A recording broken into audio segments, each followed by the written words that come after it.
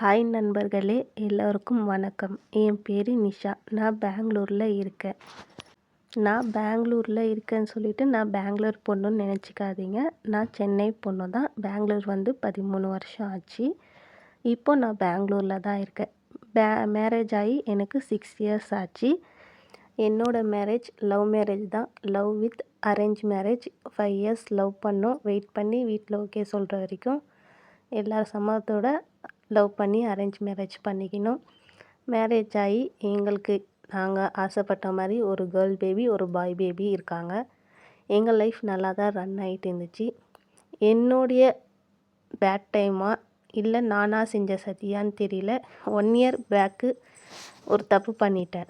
அந்த தப்பில் நான் படாத கஷ்டம் நான் பட்டுட்டேன். அந்த கஷ்டத்துலேயும் மனுஷங்க எப்படி யார் எப்படி என்னன்றதும் நல்லா புரிஞ்சுக்கிட்டேன். அந்த பிரச்சனையிலையும் என்னுடைய அந்த கஷ்ட காலத்துலேயும் என் கூட நின்னது எங்கள் அம்மா மட்டும்தான். இப்போ வரைக்கும் எங்கள் அம்மா கூட தான் இருக்காங்க. வேறு யாரும் இல்லை. என் லவ் பண்ணி நான் கல்யாணம் பண்ணேன். என் ஹஸ்பண்டே என் மேலே நம்பிக்கை இல்லாமல் ஒரு மாதிரி இதுவாக பண்ணிட்டாரு. பேருக்கு கூட இருக்கார், அவ்வளோதான். மற்றபடி யாரையும் எதையும் சொல்ல முடியாது. தப்பு பண்ணியிருந்து அதை நான் தான் சரி பண்ணணும். அடுத்தவங்க கிட்டேருந்து ஒரு எக்ஸ்பெக்டேஷன் இது பண்ணுவாங்க, ஒரு சப்போர்ட் பண்ணுவாங்கன்னு எதுவும் பார்க்கக்கூடாது. அதுதான் என் லைஃப்பில் நான் கற்றுக்கினது. அதே மாதிரி எந்த ப்ராப்ளம் வந்தாலும் ஒன்றே ஒன்று தாங்க, மணி, காசு, பணம். இது தாங்க மெயின். ஒரு விஷயத்தில் ப்ராப்ளம் வருதுன்னா அதுவும் மணி தாங்க. ஒரு ப்ராப்ளம் சால்வ் ஆகுதுன்னா அதுவும் மணி தாங்க. மணி, காசு சம்பாதிக்கணும். காசு தாங்க எல்லாமே, பணம் தாங்க எல்லாமே.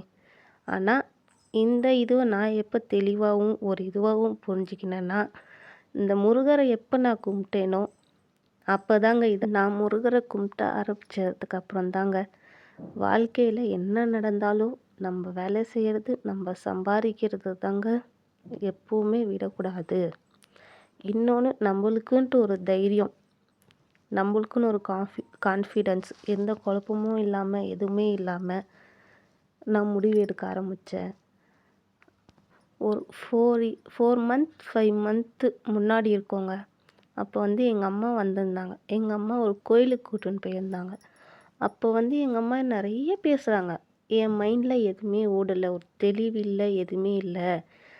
ஃபோனை மட்டும்தான் சும்மா பார்த்துட்டே இருந்தேன் அந்த கோயிலில் கூட. அப்போ எதர்ச்சியாக இந்த வெத்தலை தீபம் தாங்க பார்த்தேன். அப்போத்துலேருந்து அம்மா, நான் இந்த மாதிரி வெத்தலை தீபம் போட போகிறோம்மா அப்படின்னு சொன்னேன். போடுமா அப்படின்னாங்க. அப்போத்துலேருந்து செவ்வாய்க்கிழமை போட ஆரம்பித்தேன். அப்போ கூட 2 வாரம் போடுவேன், 1 வாரம் போடுவேன், அப்புறமா போட மாட்டேன். ஒரு இதுவும் கேர்லெஸ்ஸாக விட்டேன். எப்போ கரெக்டாக நான் முருகரை கும்பிட்ட ஆரம்பித்தேன்னா ஆடி கிருத்திகை அன்றைக்கி ஒரு பயங்கர பிரச்சனை. அந்த பிரச்சனையில் ஒன்று எங்கள் அம்மா வீட்டுக்கு போயிடணும், இல்லைன்னா நான் இருக்கக்கூடாது. அந்த அளவுக்கு பிரச்சனை வந்துச்சு. அந்த கிருத்திகை கும்பிட்டுட்டு நம்ம வீட்டுக்கு வரத்துக்கிட்டே நம்ம லைஃப் என்ன ஆக போகுதுன்னு ஒரு பயத்தோடு இருந்தேன். ஆனால் காலையில் எங்கள் மாமியார் வீட்டுக்கு போனோம். அப்போ போகும்போது முருகரை ரொம்ப கும்பிட்டுட்டு இருந்தேன். முருகா முருகா முருகா முருகான்ட்டு அன்றைக்கெல்லாம் ஒரு 100 வாட்டிக்கு மேலே நான் முருகனை கும்பிட்டு இருப்பேன். கோயிலுக்கு போயிட்டு வீட்டுக்கு வந்து சாமி கும்பிட்டு சாமியெல்லாம் கும்பிட்டுட்டு பூஜைலாம் பண்ணிவிட்டு அங்கே ஒரு ஈவினிங் வரைக்கும் எங்கள் மாமியார் வீட்டில் இருந்துட்டு ஈவினிங் ஒரு 6 or 7 o'clock எங்கள் வீட்டுக்கு வந்துட்டோம். வந்தோடனே நம்ம லைஃப் அவ்வளோதான் நினச்சேன். அந்த முருகர் நான் எவ்வளோ பயந்தனோ அப்படியே என் பிரச்சனை அப்படியே எப்படி சொல்கிறது, பனி கட்டி வந்தால் எப்படி கரையும் அந்த மாதிரி என் பிரச்சனையெல்லாம் அப்படியே கரைய ஆரம்பிச்சிட்டாரு. அப்போ நான் கும்பிட்ட ஆரம்பித்தது தான் அந்த முருகரை. இப்போ வரைக்கும் அந்த முருகரை கும்பிட்றேன். என் லைஃப்பில் பாதிக்கு பிரச்சனை சால்வ் ஆயிடுச்சு. என் பிரச்சனை ஃபுல்லாக முடிஞ்சிடுச்சின்னு நான் சொல்ல மாட்டேன். முடிஞ்சிடுச்சு, பாதிக்கு பாதி முடிஞ்சிடுச்சு. இன்னும் பாதி முடிக்கிற அளவுக்கு முருகர் எனக்கு தைரியம் கொடுத்தாரு. ஒரு மனசில் தைரியமும் நம்பிக்கையும் கொடுத்துருக்காரு. தைரியமும் நம்பிக்கையும் கொடுக்க ஆரம்பித்தார். நான் வீட்டிலேருந்தே வேலை செய்வேங்க. எனக்கு டெய்லர் வேலை தெரியும். வீட்டிலேருந்து தான் வேலை செய்வேன். வீட்டிலேருந்து வேலை செஞ்சு காசு சம்பாரித்து என்னுடைய பிரச்சனையை நான் சால்வ் பண்ண ஆரம்பித்தேன். அன்னைக்கு அந்த ஆடி கிருத்திகை அன்னைக்கு என் பிரச்சனையை சால்வ் பண்ணவர் தான் முருகர். அன்னைக்கு நான் நினச்சேன், என்ன ஆனாலும் சரி நான் முருகரை கும்பிட்டத விட மாட்டேன். செவ்வாய்க்கிழமை நான் நான்வெஜ்ஜு சாப்பிடாம முருகருக்கு காலையில் 6 to 7 இல்லையா 1 to 2 இல்லை நைட்டு 8 to 9 என்னால் முடிஞ்ச டைமில் வெத்தலை தீபம் ஏற்றுவேன்ட்டு முடிவு பண்ணேன். அன்னிலேருந்து இன்னி வரைக்கும் முருகருக்கு வெத்தலை தீபம் ஏற்றிட்டே வர என்னுடைய பிரச்சனையை படிப்படியாக சால்வ் பண்ணிகிட்டே வந்துட்டே இருக்கிறாரு முருகர். நான் கும்பிட்றதுன்னா ரொம்ப எளிமையான முறையில் தாங்க நான் முருகரை கும்பிடுவேன். என் கையில் முருகருக்கு அது செய்யணும் இது செய்யணுன்ட்டுலாம் நான் எதிர்பார்க்கலங்க. முருகர்கிட்ட நான் ஒன்றே ஒன்று தான் வேண்டினேன். என் கையில் என்ன இருக்கோ அதை வச்சு நான் கும்பிட்றேன் முருகா. நீங்கள் பார்ப்பீங்க எங்கள் வீட்டில் பாருங்கள் முருகர் ஃபோட்டோவே இருக்காது. மேபி அது 2024 கேலண்டர் அது. இன்னொன்று பக்கத்தில் லேமினேஷன் ஃபோட்டோ. இப்போ பார்க்குறீங்க இல்லையா, இது இந்த பூஜை ரூம் பார்க்குறீங்க இல்லையா, இது இப்போ நாங்கள் நியூவாக 1 month ஆச்சு புது வீட்டுக்கு வந்திருக்கோம். இதுக்கு முன்னாடி ஒரு வீடு இருந்தோம். அப்போ ஃபோட்டோ வச்சுருந்தேன். அப்போ அதுலேயே ஆணி பூஜை ரூமில் ஆணி இருந்தது, அதில் வச்சுருந்தேன். இப்போ இந்த புது வீட்டில் ஆணி அடிக்கூடாதுன்னு சொன்னோன்னே இந்த ஃபோட்டோ அதான் அந்த கேலண்டர், அந்த கேலண்டர் வச்சு தாங்க நான் கும்பிட்றேன் முருகரை.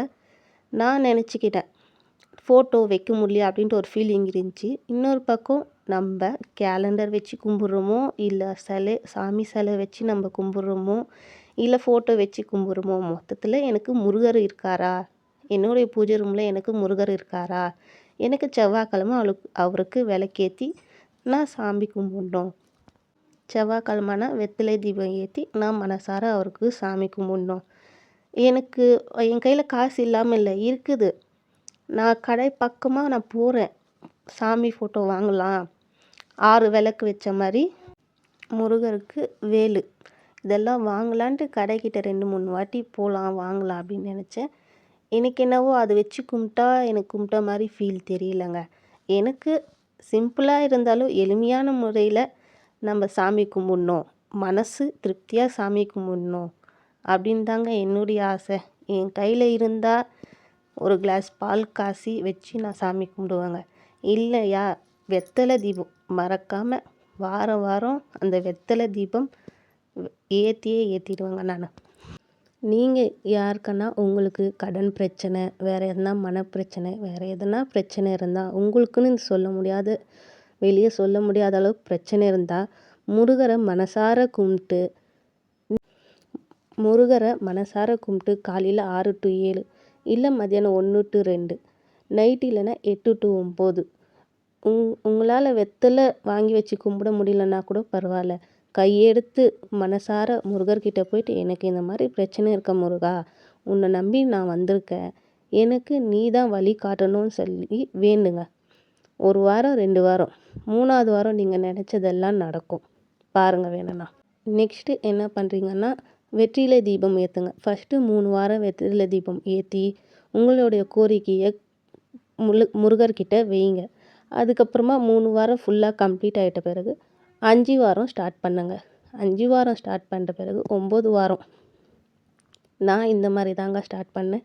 இப்போ என்னுடையது 9 வாரம் நான் ஸ்டார்ட் பண்ணியிருந்தேன். 9 வாரத்தில் இது நான் 4ஆவது வாரம் உங்கள்கிட்ட நான் வீடியோ இது அப்லோட் பண்ணுறது. இது 4ஆவது வாரம். 4ஆவது வாரத்தில் நான் கேட்டதை என்கிட்ட கொடுக்க போகிறாரு முருகா.